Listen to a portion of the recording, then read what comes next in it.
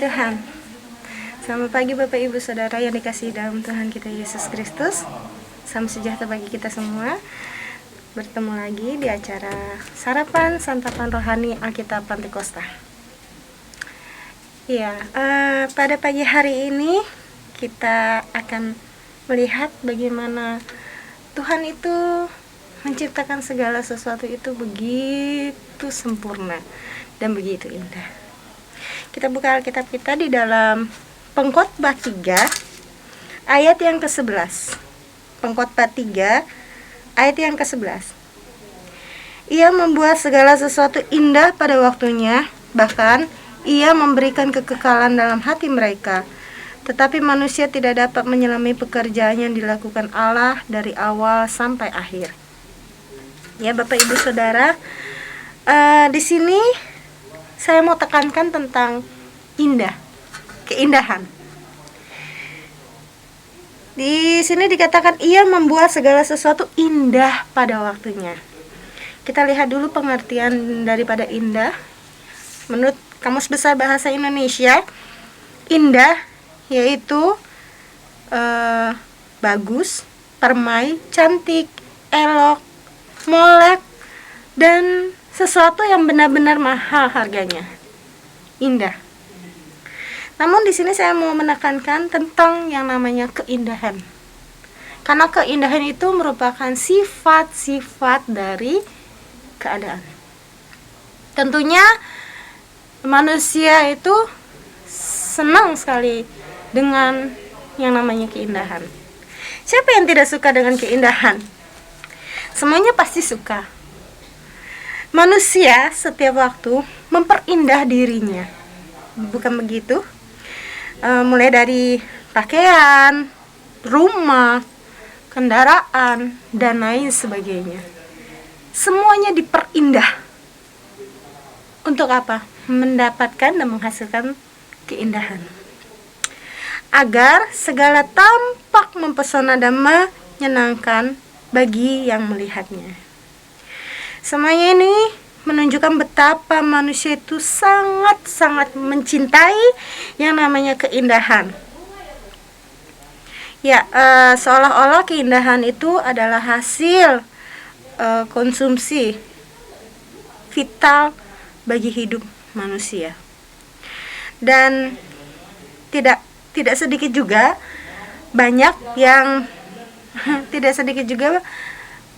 manusia itu seringkali mengeluarkan dana yang relatif besar dan menguras tenaganya hanya untuk mendapatkan keindahan atau mencari keindahan.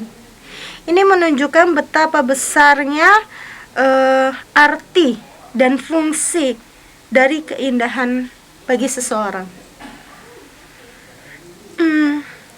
Arti keindahan bagi manusia itu ada dua yang ingin saya bagikan, yaitu pertama keindahan lahir dan keindahan batin. Kita lihat dulu pengertian keindahan lahir. Keindahan lahir itu merupakan hiasan yang secara khusus diberikan Tuhan kepada sebagian manusia dan yang lainnya tidak diberikan. Setiap pribadi manusia memiliki keunikan atau keindahan masing-masing, ya. Dan diri kitalah sendiri yang bisa menikmati akan keindahan itu sebelum terpancar keluar. Ya, selain itu keindahan lahir yang kita miliki ini di dalam pribadi kita ini harus dijaga. Ya, karena kenapa? Karena manusia itu cenderung untuk lupa. Dan nanti akhirnya ujung-ujungnya akan menjadi tinggi hati, angkuh, dengan kata lain sombong. Merasa bahwa dirinya hebat, merasa bahwa dirinya ini paling sempurna. Nah, keindahan itu keindahan lahir. Sedangkan keindahan batin yaitu merupakan nikmat Allah yang paling agung diberi kepada hambanya, Keindahan itu akan terpancar jika kita sebagai manusia lebih dekat lagi dengan Tuhan, karena akan menjaga dan menambah keindahan yang ada semakin bertambah indah. Jadi keindahan batin itu adalah nikmat yang Allah berikan kepada kita. Nah, keindahan itu akan terpancar ketika kita semakin hari semakin dekat dengan Tuhan. Karena sebenarnya keindahan itu adalah identik dengan yang namanya kebenaran. Ya, di dalam Pengkhotbah 3 ayat 11 di sini dikatakan, Ia membuat segala sesuatu indah pada waktunya. Yang seperti saya sudah sebutkan tadi, indah itu artinya baik, cantik, bagus, molek, dan sebagainya. Tuhan kita, Yesus Kristus, membuat segala sesuatunya itu indah. Segala keindahan yang kita bisa nikmati, baik keadaan, lingkungan, tempat, bahkan pribadi kita ini pun, itu adalah pemberian dari Tuhan. Karena segala sesuatu yang Allah berikan itu adalah baik, adalah indah. Ya, sebenarnya di sini keindahan itu juga bersifat apa ya? Kalau saya boleh katakan universal. Artinya bersifat umum dan tidak terikat oleh sesuatu. Coba kita buka di dalam Yakobus 3. Di dalam Yakobus 3 ayat yang ke 13. Yakobus 3 ayat yang ke-13 di sana dikatakan, Siapakah di antara kamu yang bijak dan berbudi? Baiklah ia dengan cara hidup yang baik menyatakan perbuatannya oleh hikmat yang lahir dari kelemah lembutan. Langsung loncat di ayat yang ke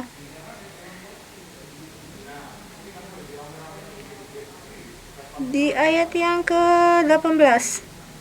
Dan buah yang terdiri dari kebenaran ditaburkan dalam damai untuk mereka yang mengadakan damai. Ya. Di sini merupakan suatu ciptaan Tuhan yang tadi saya sudah katakan bahwa segala sesuatu yang Allah berikan itu adalah baik. Ayat yang ke-17 masih di dalam Yakobus 3 ayat 17. Tapi hikmat yang dari atas adalah pertama-tama murni, selanjutnya pendamai, peramah, penurut, penuh belas kasihan dan buah-buah yang baik, tidak memihak dan tidak munafik. Satu keindahan yang Tuhan berikan ini adalah yang seperti ini. Murni, pendamai, peramah, penurut, penuh belas kasihan dan buah-buah yang baik. Tidak memihak dan tidak munafik. Oleh sebab itu jelas sekali perbedaan antara dunia yang dunia berikan dengan Allah yang berikan. Keindahan-keindahan yang Allah berikan itu segala sesuatunya itu baik. Tetapi keindahan yang dunia berikan itu adalah semu. Bahkan kita baca di dalam ayat yang di sini di ayat yang ke-14, masih di dalam Yakobus 3 ayat 14, jika kamu menaruh perasaan iri hati dan kamu mementingkan diri sendiri, janganlah kamu memegahkan diri dan janganlah berdusta melawan kebenaran. Nah, di sini dikatakan ya, keindahan yang dunia berikan itu nantinya identik akan apa? Mementingkan diri sendiri. Akan apa? Memegahkan diri. Nah, akan timbul rasa kesombongan, rasa keegoisan gitu. Karena ini ciptaan aku loh. Keindahan ini saya bisa buat karena saya. Tetapi kalau Tuhan tidak. Ya, di sini Tuhan melihat keindahan pribadi kita. Bukan hanya dari luar ya, tetapi Tuhan mencari keindahan dalam diri kita. Sudahkah kita memberikan keindahan buat Tuhan? Jangan sampai kita juga kalah. Dunia, keadaan, situasi, tempat dan lain sebagainya bisa memberikan keindahan. Lalu, apakah kita bisa memberikan keindahan diri kita buat Tuhan? Ya sudah saya sebutkan tadi, keindahan-keindahan dari Tuhan itu bersifat baik, bersifat murni, bersifat tidak memihak, tidak munafik. Nah, dari hati manusia terpancarlah keindahannya sesungguhnya. Begitulah yang dicari Allah. Jadi ketika kita bisa menjaga hati kita, Amsal 4 ayat 23 di sana dikatakan, jagalah hatimu dengan segala kewaspadaan, karena dari situlah terpancar kehidupan. Kehidupannya apa? Memberikan keindahan. Allah itu ingin mencari keindahan dari dalam diri kita, bukan secara dari luar saja. Bukan berarti kita tidak boleh memberikan keindahan dari luar, tidak. Tetapi yang terpenting adalah kita memberikan keindahan dari dalam diri kita buat Tuhan. Oleh sebab itu, Bapak Ibu Saudara yang dikasihi dalam Tuhan, marilah kita belajar untuk sama-sama memberikan keindahan pribadi dari diri kita sendiri untuk Tuhan. Tuhan itu mencari keindahan dari dalam hati kita. Hati yang benar-benar tulus, hati yang benar-benar murni, hati yang benar-benar tidak egois, hati yang benar-benar tidak munafik. Artinya, ya kita seperti diri kita sendiri.